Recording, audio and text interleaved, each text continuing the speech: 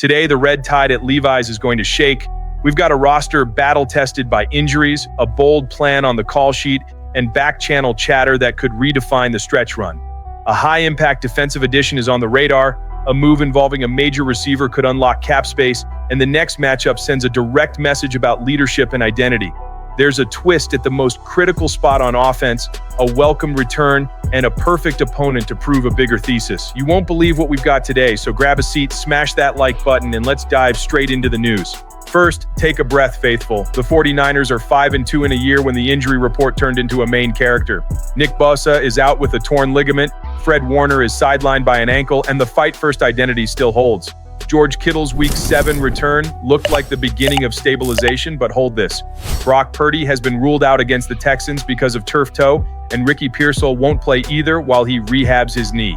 A hard hit? Yes. Decisive? Not yet. This roster was built to turn crisis into fuel. Mac Jones takes the wheel again. Like his style or not, the numbers tell a story.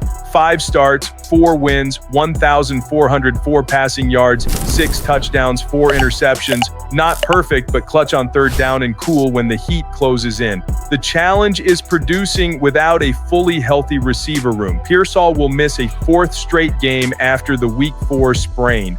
Jawan Jennings is playing through multiple issues, and Kittle is still settling back in after an injury-limited start. That doesn't mean shrinking the playbook. It means executing with surgical precision. What changes? More 12 personnel, heavier play action, and calculated checkdowns to keep the chains moving. Mac needs rhythm early, fast huddles, high percentage throws, and an opening script that forces Houston out of its shell. If the offense finds cadence, the clock leans toward a short-handed defense. Protection on the interior has to be almost flawless. Any collapse inside kills timing. Another point, red zone efficiency. With fewer perimeter pieces, precision and patience are gold. Goal line runs can't morph into field goals. The big question, does the 5-year, $265 million deal change the risk calculus? Short term, no. Long term, yes. Protecting Purdy is the priority. Forcing a return would be a strategic mistake. In the meantime, Jones won the room by embracing the next man up role. That energy is contagious on the sideline, and third downs feel shorter. In Houston, this is a character exam. Road game, patched up lineup, and still a golden chance to prove 5-2 isn't an accident, it's culture. If the defense hands out short fields and the offense avoids cheap turnovers, there's a clear path to 6-2.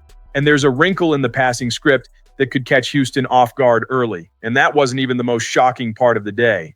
Picture the defense adding a piece that tilts the tone of every snap. A linebacker with an explosive first step, sideline to sideline range, and urgency that electrifies the huddle. An all-pro not long ago with the practice window open and a manageable contract who slides in without clogging the future. Sounds too good? That's why the deadline chatter in Santa Clara got louder. Where there's smoke this time of year, there might be a blaze. That target is Quincy Williams. The fit is almost textbook, an immediate need in a battered LB room, a tone-setting track record, and a profile made for the nickel-dime sub-packages that anchor this defense. The kicker, the Jets opened his 21-day window on October 22nd, a clear sign his health is trending up. Translation, if there's a deal, he arrives with fresh practice reps and a chance to contribute right away without a steep learning curve. What's the price? The market red says somewhere in the late day 2/high day 3 range. A late 3rd or 4th with conditionals wouldn't be wild given the contract. He's on a 3-year, $18 million deal signed in 2023, about an $8.4 million cap hit in 2025, and most importantly, it's the final year, a status that often greases talks. Some in the national media even floated a double package with a Jets edge rusher, but that pushes the cost into multiple day 2 picks. What stalls it? Seller's sticker price, heat from other bidders, and the clock. The deadline hits at 4 p.m. Eastern Time on November 4th, compressing physicals, incentive tweaks, and pick math. Even so, the technical fit is tempting. Williams can play Will or Mike, brings real blitz pressure, closes flats in a hurry, and doesn't sacrifice short zone coverage. In the Niners' multiple fronts, he keeps second-level speed without losing sturdiness against the run, letting the play caller get more aggressive on third down while maintaining integrity on early downs. Fans are split. One side says go all in because 2025 is still on the table. The other wants to guard draft capital. Truth is, with the return window open and a skill set built on range and burst, The risk-reward looks as attractive as anything on the board this week. Over the next 48 to 72 hours, watch for New York to activate him. Any price signals? Late day 2 ask versus early day 3. Possible 49ers roster moves at linebacker. And whether a veteran LB market scrum materializes. If that already lit your hype, wait until you hear the move that could shake the offense and the cap at the same time. Now brace yourself, because this one hits every nerve. Brandon Ayuk's name is back in the center of the conversation, and not because of production.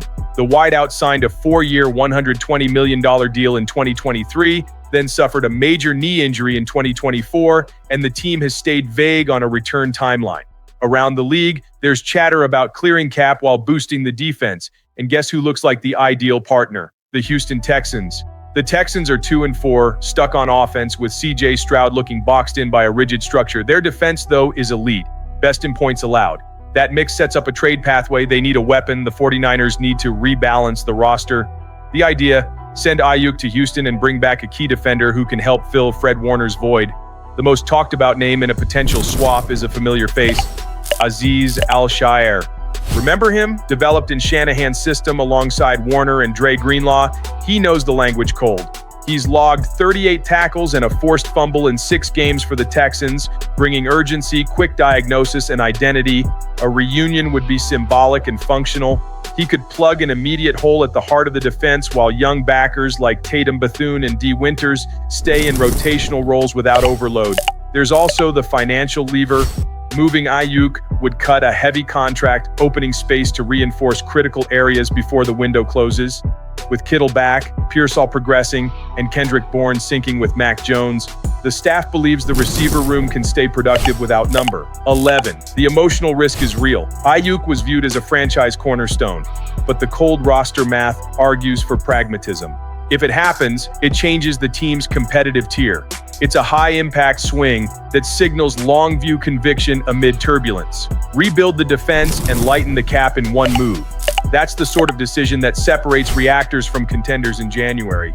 If that sounds too bold, wait for the turn that puts Kyle Shanahan at the center of a different kind of contest. Not on the field, but among the league's minds. What if I told you that behind these moves sits a quiet fight over legacy? Kyle Shanahan, the architect of this era, is once again in the middle of it. Some insist his success depends on the orbit around him. Coordinators, assistants, the so-called Shanahan tree. But week after week keeps reinforcing the counterpoint. Branches can scatter, the root is still in Santa Clara, and the showdown with the Texans is the perfect metaphor for this silent contest. Think about it: Robert Saleh, DeMeco Ryans, Mike McDaniel, all left with the next genius tag. Each tried to replicate the model, and each felt how hard it is to port the original. Saleh drifted back into Shanahan's shadow after a rough run in New York. McDaniel, once touted as the true offensive brain, wrestles with inconsistency and the heat that comes with it. And Ryans, now leading the Texans, faces his mentor under rising pressure. Irony? Maybe. Poetic justice? Absolutely. Because while former lieutenants trip trying to copy the formula, Shanahan keeps the machine humming without some of his crown jewels. No Bosa, no Warner, no Purdy. And San Francisco is still competitive, creative, relevant. That's not luck, that's structure. It shows every time a top assistant leaves and the offense keeps clicking. The secret lies in the culture, language, and standard he built. No other branch has transplanted it successfully. Against the Texans, the duel takes on symbolism. On one sideline, Ryan's trying to prove he can lead without the San Francisco system. On the other, Shanahan reinforcing that he is the system, mentor versus apprentice, but also stability versus pursuit. For the 49ers, it's more than a game.